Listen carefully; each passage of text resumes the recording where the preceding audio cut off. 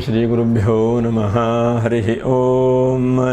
ओम नमः सूर्यः पितामहो व्यासः वसिष्ठो त्रिपराशरः कश्यपो नारदो गार्ग्यः मरीचिर्मुनिरङ्गिराः लोमशः पौलशश्चैव चमनो जमनो भृगुः शवनकोष्ठादिशश्चेति ज्योतिष्शास्त्रप्रवर्तकाः। नमो ऋषिभ्यः नमो महद्भ्यः। ಪ್ರಿಯ ವೀಕ್ಷಕರೇ, ಭಗವಂತ ಶುಭವನ್ನು ಉಂಟು ಮಾಡಲಿ. ಆತ್ಮೀಯರೇ, ಏಪ್ರಿಲ್ ತಿಂಗಳಲ್ಲಿ ಕನ್ಯಾ ರಾಶಿಯವರಿಗೆ ಹೇಗಿದೆ ಮಾಸ ಭವಿಷ್ಯ ಎಂಬುದನ್ನು ತಿಳ್ಕೊಳ್ಳೋಣ. ನೋಡಿ, ಉತ್ತರ ನಕ್ಷತ್ರ 2, 3, 4ನೇ ಪಾದ, ಹಾಗೆ ಹಸ್ತ ನಕ್ಷತ್ರ 1, 2, 3, 4ನೇ ಪಾದ, ಹಾಗೆ ಚಿತ್ತಾ ನಕ್ಷತ್ರ 1, 2ನೇ ಪಾದ. ವಿಡಿಯೋ ಮುಗಿವರೆಗೂ ಕೂಡ ನೀವು ನೋಡ್ತಾ ಇರಿ. ನಕ್ಷತ್ರ ಪರಿಹಾರಗಳು ಏನು ಎಂಬುದನ್ನು ಕೂಡ ನಾವು ಗಮನಿಸೋಣ. ನೋಡಿ, ಗ್ರಹಸ್ಥಿತಿ ಹೇಗಿದೆಯಪ್ಪ. ನಿಮ್ಮ ರಾಶಿಯಿಂದ ಸಪ್ತಮದಲ್ಲಿ ಶನಿ ಮತ್ತು ಕುಜರು ನಿಮ್ಮ ರಾಶಿಯಿಂದ ಸಪ್ತಮ ರಾಶಿಯಲ್ಲಿ, ಹಾಗೆ ಷಷ್ಠ ರಾಶಿಯಲ್ಲಿ ರಾಹು, ಅಷ್ಟಮ ರಾಶಿಯಲ್ಲಿ ರವಿ ಬುಧರು, ರಾಶ್ಯಾಧಿಪತಿಯಾದಂತಹ ಬುಧನು ಕೂಡ ಅಷ್ಟಮದಲ್ಲಿದ್ದಾನೆ. ಹಾಗೆ ನವಮ ರಾಶಿಯಲ್ಲಿ ಶುಕ್ರ, ದಶಮದಲ್ಲಿ ಗುರು, 12ನೇ ರಾಶಿಯಲ್ಲಿ ಕೇತು. ಹೀಗೆಲ್ಲ ಒಂದು ಗ್ರಹಸ್ಥಿತಿ ಇದೆ. ಇದು ನಾವು ಹೇಳುವಂಥದ್ದು ಗೋಚಾರ ಫಲ. ನಿಮ್ಮ ಜಾತಕದ ಮೇಲೆ, ದಶಾಮುಕ್ತಿಗಳ ಮೇಲೆ ಸ್ವಲ್ಪ ವ್ಯತ್ಯಾಸವೂ ಕೂಡ ಬರಬಹುದು. ಇದೇ ಸಂಪೂರ್ಣವಾದಂತಹ ಒಂದು ತೀರ್ಮಾನ ಹೇಳುವಂಥದ್ದಲ್ಲ. ನೋಡೋಣ, ವಿಶೇಷವಾಗಿ ಹಬ್ಬ ಹರಿದಿನಗಳು ಏನಿದೆ. 1ನೇ ತಾರೀಕಿಗೆ ಬೆಂಗಳೂರಿನ ಕರಗ ವಿಶೇಷವಾಗಿ, ಹಾಗೆ ಸತ್ಯನಾರಾಯಣ ಸ್ವಾಮಿ ಪೂಜೆ ಮಾಡುವಂಥದ್ದು. ಚಿತ್ರಾ ಪೂರ್ಣಿಮೆ 2ನೇ ತಾರೀಕಿಗೆ, ಅದೇ ದಿವಸ ವಿಶೇಷವಾಗಿ ಸತ್ಯನಾರಾಯಣ ಸ್ವಾಮಿ ಪೂಜೆನೂ ಕೂಡ 2ನೇ ತಾರೀಕಿಗೂ ಕೂಡ ಮಾಡಬಹುದು. 1ನೇ ತಾರೀಕು ಮತ್ತು 2ನೇ ತಾರೀಕು ಎರಡೂ ಕೂಡ ಹುಣ್ಣಿಮೆಯೇ ಇದೆ. ಯಾಕಂದರೆ 2ನೇ ತಾರೀಕಿಗೆ ಬೆಳಗ್ಗೆ ಕೇವಲ ಒಂದು 17 ವಿಘಟಿ ಇರುತ್ತೆ. ಹಾಗಾಗಿ ಒಂದು 6:29 ಮಾತ್ರ 2ನೇ ತಾರೀಕಿಗೆ ಹುಣ್ಣಿಮೆ ಇರುತ್ತೆ. ಇನ್ನು 5ನೇ ತಾರೀಕಿಗೆ ಸಂಕಷ್ಟರ ಚತುರ್ಥಿ 5ನೇ ತಾರೀಕಿಗೆ, ಹಾಗೆ 13ನೇ ತಾರೀಕಿಗೆ ಸರ್ವೇಶಾಂ ಏಕಾದಶಿ, 14ನೇ ತಾರೀಕಿಗೆ ಸೌರ ಯುಗಾದಿ, 14ನೇ ತಾರೀಕಿಗೆ ವಿಷವತ್ ಪುಣ್ಯಕಾಲ ಅಂದರೆ ನಮ್ಮ ವಿಶೇಷವಾಗಿ ಮೇಷ ಸಂಕ್ರಾಂತಿಯೂ ಕೂಡ ಇದೆ. 16ನೇ ತಾರೀಕಿಗೆ ಮಾಸ ಶಿವರಾತ್ರಿ, 17ನೇ ತಾರೀಕಿಗೆ ಅಕ್ಷತದಿಗೆ ಅಮಾವಾಸ್ಯೆ, ಹಾಗೆ ಅನಂತರದಲ್ಲಿ 19ನೇ ತಾರೀಕಿಗೆ ಪರಶುರಾಮ ಜಯಂತಿ, 20ನೇ ತಾರೀಕಿಗೆ ಅಕ್ಷತ ತೃತೀಯ ಬಸವೇಶ್ವರ ಜಯಂತಿ, 21ನೇ ತಾರೀಕಿಗೆ ಆಚಾರ್ಯ ಶಂಕರರ ಜಯಂತಿ, 22 ರಾಮಾನುಜಾಚಾರ್ಯ ಜಯಂತಿ, ಹಾಗೆ 26ನೇ ತಾರೀಕಿಗೆ ವಾಸವಾಂಬ ನಿಮಿಷಾಂಬ ಜಯಂತಿ ಇದೆ. 27ನೇ ತಾರೀಕಿಗೆ ನೋಡಿ ಬೃಹಸ್ಪತಿ ಜಯಂತಿ, ಹಾಗೆ 30ನೇ ತಾರೀಕಿಗೆ ಚಾಂದ್ರ ಮಾಸದ ವಿಶೇಷವಾಗಿ ನರಸಿಂಹಸ್ವಾಮಿ ಜಯಂತಿ. ಹೀಗೆಲ್ಲ ಒಂದು ಹಬ್ಬ ಹರಿದಿನಗಳು. ನಮ್ಮಲ್ಲಿ ವೈಶಾಖ ಮಾಸ ಅಂತಂದರೆ ವಿಶೇಷವಾಗಿ ಪೂಜೆ ಪುನಸ್ಕಾರಗಳಿಗೆ ಬಹಳಷ್ಟು ವಿಶೇಷವಾದಂಥ ಫಲ ಕೊಡುವಂತಹ ಒಂದು ತಿಂಗಳು ಇದು. ಹಾಗಾಗಿ ಏನಾದರೂ ಧಾರ್ಮಿಕವಾದಂಥ ಪೂಜೆ ಪುನಸ್ಕಾರಗಳು, ದೇವತಾ ಆರಾಧನೆ, ಪ್ರಾರ್ಥನೆ, ನಮಸ್ಕಾರಗಳನ್ನು ಮಾಡಲಿಕ್ಕೆ ಬಹಳ ಉತ್ತಮವಾದಂಥ ಒಂದು ತಿಂಗಳು. ಚೈತ್ರ ಮಾಸದ ಕೊನೆ ಹಂತ ವೈಶಾಖ ಮಾಸ ನಮಗೆ ಏಪ್ರಿಲ್ ತಿಂಗಳಿಗೆ ಸಿಗುತ್ತೆ. ಯಾಕಂದರೆ ಕನ್ಯಾ ರಾಶಿಯವರು ಯೋಚನೆ ಮಾಡ್ತಾ ಇರಬಹುದು, ಏನೇನು ಶುಭವಾಗತ್ತಾ ಅಂಥೇಳಿ. ನೋಡೋಣ, ಮೊದಲು ಉದ್ಯೋಗದ ವ್ಯವಸ್ಥೆ ಹೇಗಿದೆ ನಿಮಗೆ ಎಂಬುದನ್ನು ಗಮನಿಸ್ಕೊಳ್ಳೋಣ. ನೋಡಿ, ಉದ್ಯೋಗದಲ್ಲಿ ಹಂತವಾದಂತಹ ವೃದ್ಧಿ ಕಡೆಗೆ ಹೋಗ್ತಾ ಇದ್ದೀರಿ, ಹಂತವಾದಂಥ ಅನುಕೂಲದ ಕಡೆಗೆ ನೀವು ಹೋಗ್ತಾ ಇದ್ದೀರಿ. ಹಾಗಾಗಿ ಉದ್ಯೋಗದಲ್ಲಿ ವೃದ್ಧಿ, ಅನುಕೂಲ ಇದನ್ನು ನಾವು ಗಮನಿಸಬಹುದು. ಯಾಕಂದರೆ ಎಷ್ಟೋ ಸಲ ನಾವು ಉದ್ಯೋಗದ ವಿಷಯದಲ್ಲಿ ಬದಲಾವಣೆಗಳನ್ನು ಬಹಳಷ್ಟು ನೋಡ್ತೇವೆ. ಆದರೆ ಈ ತಿಂಗಳಲ್ಲಿ ಒಂದು ಸ್ವಲ್ಪ ಉದ್ಯೋಗದಲ್ಲಿ ಮೇಲುಮಟ್ಟದ ಹುದ್ದೆ ಸಿಗುವಂಥದ್ದು, ಅಥವಾ ಜೊತೆಗೆ ಯಾವುದೋ ಒಂದು ಬಿಸಿನೆಸ್ಸನ್ನು ಆರಂಭ ಮಾಡುವಂಥದ್ದು, ಮತ್ತು ಇದ್ದಕ್ಕಿದ್ದ ಹಾಗೆ ಏನೋ ಕಿರಿಕಿರಿ, ಏನೋ ಸಮಸ್ಯೆ ಜೀವನದಲ್ಲಿ ಬರುತ್ತಾ ಇರುತ್ತೆ. ಅಂಥ ಸಮಸ್ಯೆಗಳೆಲ್ಲ ಪರಿಹಾರ ಆಗುವಂತಹ ಒಂದು ತಿಂಗಳು ಎಂಬುದನ್ನು ಕೂಡ ಹೇಳಬಹುದು. ಮತ್ತು ನೋಡಿ, ಭಾಗ್ಯದಲ್ಲಿರುವಂತಹ ಒಂದು ಶುಕ್ರ ನಿಮ್ಮ ರಾಶಿಗೆ, ಶುಕ್ರನು 19ನೇ ತಾರೀಕು ಅನಂತರದಲ್ಲಿ ಶುಕ್ರನು ಭಾಗ್ಯ ರಾಶಿಗೆ ಬರ್ತಾನೆ. ಹಾಗಾಗಿ ಏನಾದರೂ ಬಿಸ್ನೆಸ್ ಮಾಡುವಂಥದ್ದು, ಸಣ್ಣ ಪುಟ್ಟ ಕೈಂಕರ್ಯಗಳನ್ನು ಮಾಡುವಂತಹದ್ದಕ್ಕೆ ಈ ತಿಂಗಳು ಬಹಳ ಉತ್ತಮವಾದಂಥದ್ದು. ಅಥವಾ ಕೋರ್ಟು ಕಚೇರಿ ಕಾನೂನಲ್ಲಿ ಕೆಲಸ ಮಾಡ್ತಾ ಇದ್ದರೆ ನಿಮಗಿನ್ನೂ ಕೂಡ ಮಕ್ಕಳನ್ನು ಅಥವಾ ಸ್ಟೂಡೆಂಟನ್ನು ಅಥವಾ ಅನುಭವ ಇರುವವರನ್ನು ನಿಮ್ಮ ಜೊತೆಗೆ ಕರ್ಕೊಂಡು ಹೋಗುವಂಥ ಒಂದು ಅವಕಾಶಗಳು, ಮತ್ತು ಇದ್ದಕ್ಕಿದ್ದ ಹಾಗೆ ಜನರ ಬಹಳ ಮುಖ್ಯವಾದಂಥ ಅನುಕೂಲತೆಗಳು ಕೂಡ ಬರ್ತಾ ಇರುತ್ತೆ. ಯಾಕಂದರೆ ಜೀವನದಲ್ಲಿ ಏನಪ್ಪ ಅಂತಂದರೆ ಸಾಕಷ್ಟು ಸಮಸ್ಯೆಗಳು ಬರುತ್ತೆ. ಆದರೆ ಈ ತಿಂಗಳಲ್ಲಿ ಉದ್ಯೋಗದ ವಿಷಯದಲ್ಲಿ ಹೆಚ್ಚಿನದಾದಂತಹ ಅಭಿವೃದ್ಧಿಯನ್ನು ಕಾಣುವಂಥ ಒಂದು ತಿಂಗಳು ಎಂಬುದನ್ನು ಕೂಡ ನಾವು ಗಮನಿಸಬಹುದು. ಹಾಗೆ ಸಪ್ತಮದಲ್ಲಿ ಕುಜ ಇದ್ದೇನೆ ನೋಡಿ. ಇಷ್ಟು ದಿವಸ ಮದುವೆ ಆಗಲಿಲ್ಲ, ಮದುವೆ ವಿಷಯಕ್ಕೆ ಒದ್ದಾಡ್ತಾ ಇದ್ದೀರಿ ಅಂತಂದರೆ ಈ ತಿಂಗಳಲ್ಲಿ ಮದುವೆ, ವಿವಾಹಾದಿ ಮಂಗಲ ಕಾರ್ಯಕ್ಕೆ ಬಹಳಷ್ಟು ಒಳ್ಳೆ ರೀತಿಯಾದಂತಹ ಅವಕಾಶಗಳನ್ನು ಕೂಡ ನಿಮಗೆ ಸಿಗಬಹುದು. ಯಾಕಂದರೆ ಎಷ್ಟೋ ಸಲ ಮದುವೆ ಮಾಡ್ಕೊಳ್ಬೇಕು ಹೇಳುವಂಥ ಒದ್ದಾಟ ಇರುತ್ತೆ. ಆದರೂ ಕೂಡ ಎಲ್ಲೋ ಒಂದು ಜಂಜಾಟ, ಎಲ್ಲೋ ಒಂದು ಸಮಸ್ಯೆಗಳು ಕಾಡ್ತಾ ಇರುತ್ತೆ. ಇಂತಹ ಜಂಜಾಟ ಸಮಸ್ಯೆಗಳೆಲ್ಲ ಒಂದು ಹಂತಕ್ಕೆ ಬಗೆಹರಿಯುವಂಥ ಒಂದು ಪರಿಸ್ಥಿತಿಗಳನ್ನು ಕೂಡ ಈ ತಿಂಗಳಲ್ಲಿ ಕಾಣಬಹುದು. ಆದರೂ ಕೂಡ ಒಂದೇ ಬಹಳ ಮುಖ್ಯವಾಗಿ ಗಮನಿಸುವಂಥದ್ದು, ನೋಡಿ, ಷಷ್ಠದಲ್ಲಿ ರಾಹು ಇದ್ದಾನೆ. ಅವಸರ ಬೇಡ.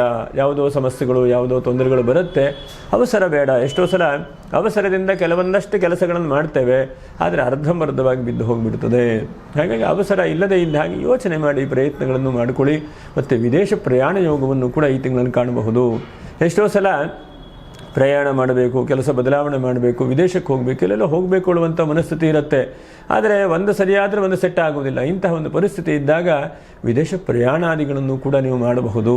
ಹಾಗಾಗಿ ಒಂದು ಹಂತಕ್ಕೆ ಪ್ರಯಾಣ ಯೋಗವನ್ನು ಕೂಡ ನೀವು ಕಾಣಬಹುದು. ಇನ್ನು ಬಹಳ ಮುಖ್ಯವಾಗಿ ನೋಡಿ, ಸಪ್ತಮದಲ್ಲಿರುವಂಥ ಶನೀಶ್ವರನು ಒಂದು 5-6 ರೀತಿಯಾದಂಥ ಸಣ್ಣ ಪುಟ್ಟ ಸಮಸ್ಯೆಗಳಾಗ್ತಾ ಇರಬಹುದು ನಿಮಗೆ. ಒಂದನೇದಾಗಿ ವ್ಯಾವಹಾರಿಕವಾಗಿ ಬಹಳ ಮುಖ್ಯವಾಗಿ ಮುಂದೆ ಹೋಗ್ತಾ ಇರ್ತೀರಿ. ನೀವು ಮುಂದೆ ಹೋಗ್ತಾ ಇರುವಾಗ ಯಾವುದೋ ಒಂದು ಸಣ್ಣ ನಷ್ಟ ಅಥವಾ ಸಣ್ಣ ಚಿಂತೆ ಇತ್ಯಾದಿಗಳು ಬರುವಂಥ ಸಾಧ್ಯತೆಗಳು. ಮತ್ತು ನೀವು 4 ಜನರ ಜೊತೆಗೆ ಸೇರಿಸಿ ಪಾರ್ಟ್ನರಾಗಿ ಕೆಲಸ ಮಾಡ್ತಾ ಇರುವಂಥ ಸಂದರ್ಭದಲ್ಲಿ ಯಾವುದೋ ಒಂದು ವ್ಯಕ್ತಿಯಿಂದ ಸಣ್ಣ ಪುಟ್ಟ ವಿಷಯಗಳು ಬೇಕು ಬೇಡ ಹೀಗೆ ಬರುತ್ತೆ. ಹಾಗಾಗಿ ಅದನ್ನು ಸಂಪೂರ್ಣವಾಗಿ ಬಿಟ್ಟುಬಿಡುವಂಥದ್ದಲ್ಲ. ಯಾಕಂದರೆ ಜೀವನದಲ್ಲಿ ಏನೇ ಇದ್ರೂ ಕೂಡ ಕೂತು ಮಾತಾಡಿ ಬಗೆಹರಿಸುವಂಥ ಪ್ರಯತ್ನವನ್ನು ಮಾಡಬೇಕು. ಎಷ್ಟೋ ಸಲ ಸಣ್ಣ ವಿಷಯಕ್ಕೆ ಮನನೊಂದುಕೊಂಡು ಕೆಲಸ ಬಿಡುವಂಥ ಪರಿಸ್ಥಿತಿ ಆಗುತ್ತೆ. ಈ ತಿಂಗಳಲ್ಲೂ ಕೂಡ ಬರಬಹುದು. ಹಾಗಾಗಿ ಪಾರ್ಟ್ನರು ಅಥವಾ ಕಂಪನಿ ಯಾರ್ಯಾರು ನಡೆಸ್ತಾ ಇದ್ರು ಅಂಥವರು ಒಂದು ಹಂತಕ್ಕೆ ತಾಳ್ಮೆಯನ್ನು ಅವಕಾಶಗಳನ್ನು ಪಡ್ಕೊಳ್ಳಿ. ಎಷ್ಟೋ ಸಲ ನಮ್ಮ ಅವಸರ ತೊಂದರೆಗಳನ್ನು ಕೂಡ ಉಂಟು ಮಾಡುತ್ತದೆ. ಹಾಗೆ ಸಪ್ತಮ ಶನಿ ಭೂಮಿ ವ್ಯಾಪಾರ ವ್ಯವಹಾರದಲ್ಲಿ ಏನಾದ್ರು ನಷ್ಟವಾಗಿದ್ದರೆ ಅಥವಾ ಬಾಡಿಗೆ ಬರಲ್ಲ ಅಥವಾ ಯಾವುದೊಂದು ದೂರದಲ್ಲಿ ಒಂದು ಹೋಟೆಲ್ ನಡೆಸ್ತಾ ಇರ್ತೀರಿ, ಆ ಹೋಟೆಲಿಗೆ ಒಂದು ಹಂತಕ್ಕೆ 15 ದಿವಸ ಚೆನ್ನಾಗಿ ಬಿಸ್ನೆಸ್ ಆಗುತ್ತೆ, 15 ದಿವಸ ಚೆನ್ನಾಗಿ ಬಿಸ್ನೆಸ್ ಆಗೋದಿಲ್ಲ. ಏನಪ್ಪ ಮಾಡೋದು ಅಂಥೇಳಿ ಯೋಚನೆಗೆ ಚಿಂತೆಗೆ ಬೀಳ್ತೀರಿ. ಆದರೆ ಸ್ವಲ್ಪ ತಾಳ್ಮೆಯಿಂದ ಒಂದು ದಿವಸ ಅನುಕೂಲ ಇಲ್ಲ, ಇನ್ನೊಂದು ಸಲ ಅನುಕೂಲ ಬರಬಹುದು. ಅನುಕೂಲ ಬರುವವರೆಗೆ ಸ್ವಲ್ಪ ಪ್ರಯತ್ನ ಮಾಡಬೇಕು. ಯಾಕಂದರೆ ಅನುಕೂಲ ಬರುತ್ತೆ ಅಂತ ಹೇಳುವಂತಹ ನಿರೀಕ್ಷೆ ನಮಗಿರಬೇಕು. ನಾವು ಪ್ರತಿಯೊಬ್ಬ ಮನುಷ್ಯನೂ ಕೂಡ ಹೀಗೆ ಅಲ್ವಾ, ನಾಳೆಗೆ ಅನುಕೂಲ ಆಗುತ್ತೆ, ನಾಳೆ ಬೆಳವಣಿಗೆ ಆಗುತ್ತೆ, ನಾಳೆಗೆ ವೃದ್ಧಿ ಆಗುತ್ತೆ ಹೇಳುವಂಥದ್ದನ್ನು ಪ್ರತಿ ಕ್ಷಣವೂ ಪ್ರತಿನಿತ್ಯವೂ ನಾವು ಯೋಚನೆ ಮಾಡಿಕೊಂಡೇ ನಡ್ಕೊಂಡಿರ್ತೇವೆ ಅಲ್ವಾ. ಇಲ್ಲ ಅಂತಂದರೆ ಜೀವನದಲ್ಲಿ ವೃದ್ಧಿಯೇ ಆಗುವುದಿಲ್ಲ. ಎಷ್ಟೋ ಸಲ ನಾವು ಅಂದ್ಕೊಳ್ತೇವೆ, ನಾವು ಹೇಗೆ ಇವತ್ತಾಯ್ತಪ್ಪ ನಾಳೆಗೆ ಆಗುತ್ತೋ ಇಲ್ಲೋ ಅಂತ ಯೋಚನೆ ಮಾಡೋದಿಲ್ಲ. ನಾವು ಒಳ್ಳೆ ರೀತಿಯಾದಂಥ ಯೋಚನೆ, ಒಳ್ಳೆ ರೀತಿಯಾದಂಥ ಚಿಂತನೆಗಳನ್ನು ಜಾಸ್ತಿಯಾಗಿ ಮಾಡ್ತಾ ಹೋಗಬೇಕು. ಇನ್ನು ಬಹಳ ಮುಖ್ಯವಾಗಿ ನೋಡಿ, ತಂದೆ ಮತ್ತು ಹಿರಿಯರ ವಿಷಯದಲ್ಲಿ ಸ್ವಲ್ಪ ಜಾಗ್ರತೆ. ಈ ತಿಂಗಳಲ್ಲಿ ಸಣ್ಣ ಪುಟ್ಟ ಕಿರಿಕಿರಿ, ಸಣ್ಣ ಪುಟ್ಟ ಚಿಂತೆ ತೊಂದರೆಗಳು ಬರುವಂಥ ಸಾಧ್ಯತೆಗಳು. 12ನೇ ರಾಶಿಯಲ್ಲಿ ಕೇತು ಇದ್ದಾನೆ. ಕೇತು 12ನೇ ರಾಶಿಯಲ್ಲಿ ಬಂದಾಗ ಸ್ವಲ್ಪ ಚಿಂತೆ ಟೆನ್ಷನ್ಗಳು ಬರುತ್ತೆ. ಯಾಕಂದರೆ ಮನುಷ್ಯನಿಗೆ ಹಿರಿಯರ ವಿಷಯದಲ್ಲಿ ಸ್ವಲ್ಪ ಜಾಗ್ರತೆ ವಹಿಸಿಕೊಳ್ಳುವಂತಹ ಬಹಳ ಮುಖ್ಯವಾದಂತಹ ಪ್ರಯತ್ನವನ್ನು ಮಾಡಬೇಕು. ಅದರ ಜೊತೆಯಲ್ಲಿ ಏನೇನಪ್ಪ ಒಂದು 5-6 ಬದಲಾವಣೆಗಳನ್ನು ಈ ತಿಂಗಳಲ್ಲಿ ಕಾಣಬಹುದು ಎಂಬುದನ್ನು ಗಮನಿಸೋಣ. ನೋಡಿ, ಒಂದನೇದಾಗಿ ಬಹಳ ಮುಖ್ಯವಾದಂಥ ಬದಲಾವಣೆ ವಿದ್ಯಾರ್ಥಿಗಳ ಜೀವನದಲ್ಲಿ ಬಹಳ ಬದಲಾವಣೆ ಆಗ್ತದೆ. ಯಾಕಂದರೆ ರಾಶ್ಯಾಧಿಪತಿ ಆದಂಥವ್ರು ಬುಧನ ಜೊತೆಗಿದ್ದಾನೆ. ಯಾವುದೋ ಕೋರ್ಸ್ ಮಾಡಬೇಕು, ಯಾವುದೋ ಒಂದು ಅವಕಾಶ ಸಿಗಬೇಕು ಅಂಥೇಳಿ ಪ್ರಯತ್ನ ಮಾಡ್ತಾ ಇರ್ತೀರಿ. ಆ ಪ್ರಯತ್ನಗಳು ಅವಕಾಶಗಳು ಸಿಗದೇ ಬಹಳ ಒದ್ದಾಟ ಆಗುತ್ತೆ. ಅದೇ ತಿಂಗಳಲ್ಲಿ ಎಲ್ಲೋ ಒಂದು ಕಡೆಗೆ ಒದ್ದಾಟಗಳು, ಎಲ್ಲೋ ಒಂದು ಕಡೆಗೆ ಅನುಕೂಲತೆಗಳನ್ನು ನೀವು ಕೂಡ ಕಾಣಬಹುದು ವಿದ್ಯಾರ್ಥಿಗಳು. ಯಾಕಂದರೆ ನೂತನವಾದಂಥ ಚೇತನ. ಯಾಕಂದರೆ ವಿದ್ಯಾರ್ಥಿಗಳ ಜೀವನ ಬಹಳ ಚೆನ್ನಾಗಿರಬೇಕು. ಹಾಗೆ ಎರಡನೇದಾಗಿ ರಾಶಿಯನ್ನು ಕುಜ ನೋಡಲ್ಪಟ್ಟಿದ್ದಾನೆ. ಭೂಮಿಯಲ್ಲಿ ಎಲ್ಲೋ ಒಂದು ಬದಲಾವಣೆ, ಭೂಮಿ ಯಾವುದೋ ಒಂದು ತೆಗೆದುಕೊಳ್ಬೇಕು ಮಾಡಬೇಕು ಅನ್ನುವಂಥ ಪ್ರಯತ್ನ ಇದೆ. ಆದರೆ ಅದಕ್ಕೆ ಸಣ್ಣ ಪುಟ್ಟ ನಷ್ಟಗಳು ಬರ್ತಾ ಇದೆ. ಏನು ಮಾಡಲಪ್ಪ ಅಂಥೇಳಿ ಕೊನೆಗೆ ನಾವೇನು ಮಾಡ್ತೇವೆ, ಕಾದು ನೋಡಿದಷ್ಟು ಸಮಸ್ಯೆಗಳು ಕೆಲವೊಂದು ಸಲ ಬರ್ತದೆ. ಹಾಗಾಗಿ ಒಂದು ಸ್ಥಿರವಾದಂತಹ ಮನಸ್ಸಿನಿಂದ ಮುಂದಿನ ದಾರಿಗಳನ್ನು ಹುಡುಕುವಂಥ ಪ್ರಯತ್ನವನ್ನು ಮಾಡಿ. ಹಾಗೆ ಮೂರನೇದಾಗಿ ಬಹಳ ಮುಖ್ಯವಾಗಿ ಗಮನಿಸುವಂಥದ್ದು ವ್ಯಯಾಧಿಪತಿ ಅಷ್ಟಮದಲ್ಲಿದ್ದಾನೆ. ಗೌರ್ಮೆಂಟಿನ ವಿಷಯದಲ್ಲಿ ಅಧಿಕಾರಿಗಳ ವರ್ಗದವರು ಇರಬಹುದು, ಬಹಳ ಮುಖ್ಯವಾಗಿ ಜಾಗ್ರತೆ ವಹಿಸಿಕೊಳ್ಬೇಕು. ಏನೋ ಸ್ವಲ್ಪ ಅಪಮಾನಗಳು ಕಿರಿಕಿರಿ ಬರುವಂಥ ಸಾಧ್ಯತೆಗಳಿದೆ. ನೀವು ಕೆಲಸ ಮಾಡಿರೋದಿಲ್ಲ, ನೀವು ಒಳ್ಳೆಯದೇ ಚಿಂತನೆ ಮಾಡಿದರೂ ಕೂಡ ಸ್ವಲ್ಪ ನಷ್ಟ ಆಗುವಂಥ ಸಾಧ್ಯತೆಗಳಿದ್ದಾವೆ. ಹಾಗಾಗಿ ಒಂಚೂರು ಜಾಗ್ರತೆ ಅಂತ ಹೇಳ್ತೇನೆ. ಮತ್ತು ಕಾನೂನಿನ ವಿಷಯಗಳು, ಕಾನೂನಿನ ಏನಾದರೂ ತೊಡಕುಗಳು ಸಮಸ್ಯೆಗಳು ಬಂದರೆ ಆವಾಗ ಸಮಯಕ್ಕೆ ಅದನ್ನು ಬಗೆಹರಿಸ್ಕೊಳ್ತಾ ಬನ್ನಿ. ಇಲ್ಲ ಅಂತಾದರೆ ಮತ್ತು ಸಮಸ್ಯೆಗಳು ಮತ್ತು ಕಿರಿಕಿರಿ ಮತ್ತು ಬೇರೆ ಬೇರೆ ರೀತಿಯಾದಂಥದ್ದು ಬರಬಹುದು. ಆದರೆ ಈ ತಿಂಗಳಲ್ಲಿ ಯಾವುದೋ ಒಂದು ನೂತನವಾದಂಥ ಕೆಲಸ ಕಾರ್ಯಗಳನ್ನು ಕೈ ಹಾಕುವಂಥದ್ದು ಬೇಡ. ದೊಡ್ಡದಾಗಿ ಪ್ರಯತ್ನ ಮಾಡಿಬಿಡ್ತೇನೆ ಅಂತಂದರೆ ಬೇಡ. ರಾಶಿಯನ್ನು ಕುಜನೂ ಕೂಡ ನೋಡಲ್ಪಟ್ಟಿದ್ದಾನೆ. ಕುಜ ಮತ್ತು ಶನಿಯ ದೃಷ್ಟಿ ಅಷ್ಟೊಂದು ಶುಭವಾದದ್ದಲ್ಲ. ಹಾಗಾಗಿ ಏನೋ ಒಂದು ಗಾಬರಿಯಿಂದ 15 ದಿವಸ ಚೆನ್ನಾಗಿ ಬಿಸ್ನೆಸ್ ಆಗುತ್ತೆ ಅಂಥೇಳಿ ಒಂದು ಹೋಟೆಲನ್ನು ಮಾಡಿರ್ತೀರಿ, ಮತ್ತೊಂದು ಹೋಟೆಲನ್ನು ಬ್ರಾಂಚ್ ಕಡೆಗೆ ಯೋಚನೆ ಮಾಡುವಂಥದ್ದು. ಆವಾಗ ತೊಂದರೆಗೆ ಬೀಳುವಂಥ ಸಾಧ್ಯತೆಗಳು. ಎಷ್ಟೋ ಸಲ ನಾವು ಏನನ್ನು ಮಾಡ್ತೇವೆ ಅದನ್ನು ಸರಿಯಾದಂಥ ರೀತಿಯಲ್ಲಿ ತೀರ್ಮಾನ ಮಾಡಿ ಯೋಚನೆ ಮಾಡಿ ವೇಟ್ ಮಾಡಬೇಕು. 1 ವರ್ಷ 2 ವರ್ಷ ಒಂದೇ ಸಲ ಮಾಡಲಿಕ್ಕೆ ಹೋದರೆ ಅದರಿಂದ ಸಮಸ್ಯೆ ಆಗಬಹುದು. ತಕ್ಕ ಮಟ್ಟಿಗೆ ಆರೋಗ್ಯದ ವಿಷಯದಲ್ಲಿ ಹುಷಾರಿ ಆಗಬಹುದು. ಅಥವಾ ಆರೋಗ್ಯದಲ್ಲಿ ಸಣ್ಣ ಪುಟ್ಟ ಏನೋ ಆಪರೇಷನ್ ಆಗಬೇಕು ತೊಂದರೆ ಅಂತ ಹೇಳಿದ್ದಾರೆ ಅಂತಂದರೆ ಏನೋ ಸಣ್ಣ ಪುಟ್ಟ ಔಷಧಿಗಳಿಂದ ಗುಣ ಆಗುವಂಥ ಸಾಧ್ಯತೆಗಳಿದೆ.